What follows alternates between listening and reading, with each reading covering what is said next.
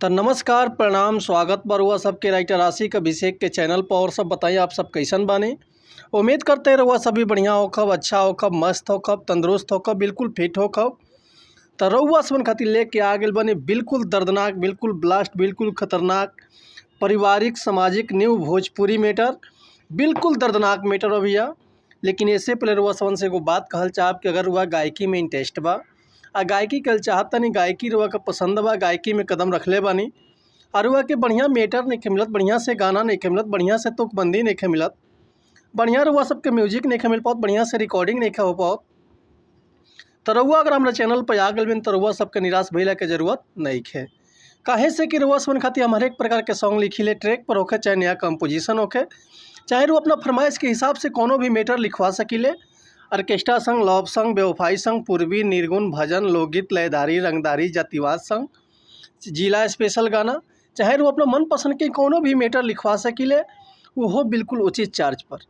तो ये से कहल चाहब रउआ सबन से कि रउआ अगर हमारा चैनल पर आ गए बनी और चैनल के अभी तक सब्सक्राइब नहीं कैले, बेल आइकन प्रेस नहीं कैले, तो सबसे पहले चैनल के सब्सक्राइब कर ली, बेल आइकन प्रेस कर ली, ताकि कोनो वीडियो अपलोड करी तो सबसे पहले नोटिफिकेशन रउआ सबन के मिले। अगर वीडियो रुआ सबके अच्छा लागता, पसंद आवता तो एगो प्यारा सा कमेंट कर दी। चलिए देर ना करते हुए आज के मैटर देखल जाए कैसे बा, का एकर लय बा, का एकर धुन बा, ये रउआ सबन के हम गा के बताओ। तो उम्मीद करते रउआ सबके बेहद पसंद आई। तो चलिए देखिए आज के गाना कैसे बा।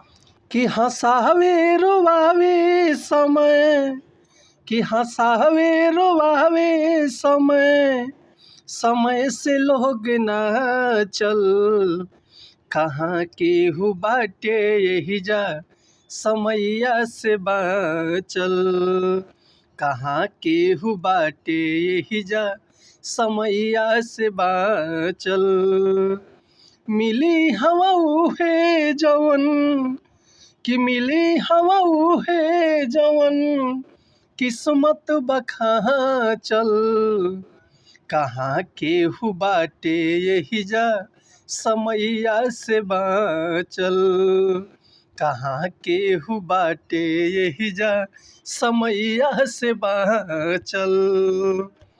कि हंसावे रोवावे समय, कि हंसावे रोवावे समय, समय से लोग ना चल, कहाँ केहू बाटे यही जा समैया से बाचल, कहाँ केहू बाटे यही जा समैया से बाचल। मिली हवा उहे जवन, कि मिली हवा उहे जवन, किस्मत बखा चल, कहाँ केहू बाटे यही जा समैया से बाचल। तो उम्मीद करतनी मीटर हुआ सबके बेहद पसंद आयल होई। अगर ये गाना के रुआ फुल लिखवावल चाहतनी, चाहे एकर म्यूजिक बनवावल चाहतनी, चाहे रिकॉर्डिंग करवावल चाहतनी, तो रुआ बेहिचक कॉल या व्हाट्सअप कर सकिले। रुआ के बिल्कुल उचित चार्ज पर फुल गाना मिल जाए, बढ़िया से बढ़िया म्यूजिक मिल जाए। लेकिन एक और बात रुआ सबसे कहल चाहब कि अगर हमारे गाँव में कहीं मिस्टेक होता तो भैया क्षमा चाहतनी, ऐसे कि हम तो गायक ना ही, हम तो राइटर रुआ सुन के खाली बता सकिले, समझा सकिले। तो मिलत है नेक्स्ट वीडियो में, तब तक ले रुआ सब सन्मति चाहतनी। नमस्कार प्रणाम, जय हिंद, जय भारत, जय भोजपुरी समाज, हर हर महादेव, जय शिव शंभो, जय माता दी।